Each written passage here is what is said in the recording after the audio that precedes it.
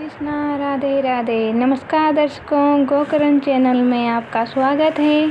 और आज मैं आपको कहने जा रही हूँ दशहरा विजयदशमी की कहानी और उससे जुड़े हुए कुछ रोचक तथ्य। तो कहानी शुरू करने से पहले अगर आपको हमारा चैनल, हमारा वीडियो पसंद आए तो इसको प्लीज़ लाइक, शेयर, कमेंट और सब्सक्राइब ज़रूर कीजिएगा। तो चलिए शुरू करते हैं आज की कहानी, दशहरा विजयदशमी की कहानी। कि एक समय की बात है, माता पार्वती है वो शिव जी से कहती है कि हे शिव जी, हे देवों के देव महादेव, ये लोग हैं वो बड़े धूमधाम से दशहरा का पर्व मनाते हैं। इसके मनाने से क्या फल प्राप्त होता है, ये क्यों मनाया जाता है? तब शिव जी बड़ी प्रसन्नता के साथ कहते हैं कि हे देवी, दशहरा का पर्व आश्विन शुक्ल पक्ष की दशमी को मनाया जाता है और इस दिन नीलकंठ का दर्शन करना अत्यंत ही शुभ माना जाता है। हाँ जी दर्शकों, नीलकंठ का दर्शन अगर आप दशहरे के दिन करते हैं तो ये आपके लिए बड़ा ही शुभ माना जाता है। और दशहरे की एक खास बात, ये मान्यता ये भी है कि इस दिन समी वृक्ष, समी अर्थात खेजड़ी के वृक्ष की पूजा करना भी अत्यंत शुभ माना जाता है। कहा जाता है कि खेजड़ी का वृक्ष है, इसकी पूजा अगर आप दशहरे के दिन करते हैं तो ये आपकी सभी मनोकामनाओं को पूर्ण करता है।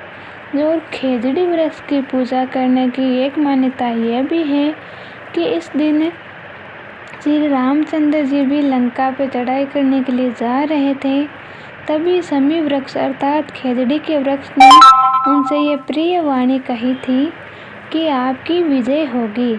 तभी से खेजड़ी की ये मान्यता चली आ रही है कि दशहरे के दिन खेजड़ी वृक्ष की पूजा की जाती है, क्योंकि इसने श्री राम जी से ये शुभ वाणी कही थी। और कहा जाता है कि इसके राम जी के विजय के पीछे भी इस खेजड़ी वृक्ष का आशीर्वाद भी एक अपना इम्पोर्टेंट रोल निभाता है, मतलब महत्वपूर्ण योगदान देता है। और इसी तरह से एक मान्यता ये भी है कि महाभारत काल में अर्जुन जब पांडवों ने द्यूत क्रीड़ा में अपना सर्वस्व हार दिया था, सब कुछ हार चुके थे, तब कौरवों ने, दुर्योधन ने उनसे कहा था कि आपको 12 साल के लिए तो वनवास देना है, आप जैसे चाहो वैसे आप रह सकते हो, लेकिन 1 साल 13वें साल में आप, मतलब 1 साल है उसमें आपको अज्ञातवास रहना है। इसके अंदर अगर आपको किसी भी ने भी पहचान लिया तो आपको पुनः 12 साल का वनवास और 1 साल का अज्ञातवास भोगना पड़ेगा।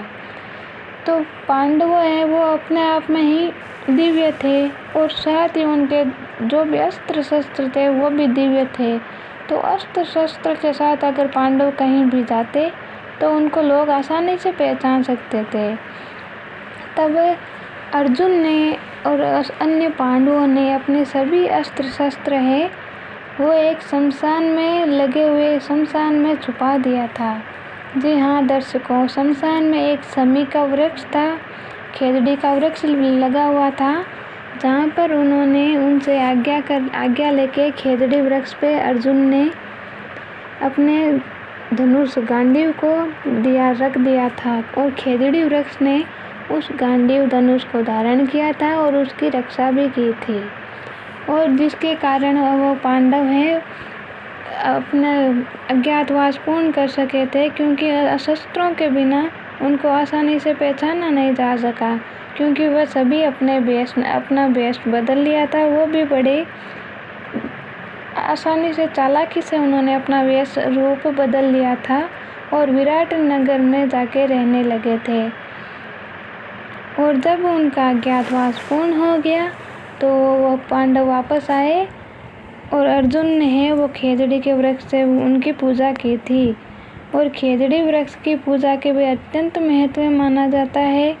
और दशहरा का मुख्य कारण तो जैसे सभी को पता है कि भाई दशहरा है, इसको मनाने का मुख्य कारण यह है कि श्री रामचंद्र जी है, उन्होंने इस दिन लंका पे चढ़ाई की थी और लंका पे चढ़ाई करने के पश्चात विजय भी प्राप्त की थी।